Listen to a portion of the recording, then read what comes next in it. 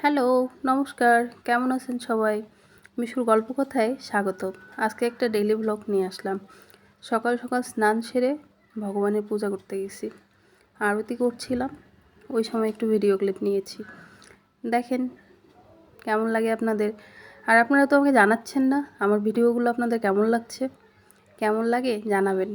যদি কোনো ভুল করি সেটাও জানাবেন, কারণ আমি তো এই প্ল্যাটফর্মে নতুন। সব তো ঠিকঠাক হবে এমন তো না। তো আমাকে জানাবেন কেমন লাগে আপনাদের। তো দেখেন, ভগবান দর্শন করুন। আমি পূজা শেষ করে রান্না করতে যাব। সকালবেলা উঠে ভগবানের পূজা না করলে একদমই ভালো লাগে না। মনে হয় যে কি যেন একটা করিনি। পূজার কাজটা আগে সেরে তারপর অন্য কাজে হাত দিতে যাই। ভগবান তো আগে। আমরা বেঁচে আছি ভগবানের জন্যই, ভালো আছি ভগবানের জন্যই, সব কিছুই তার জন্য।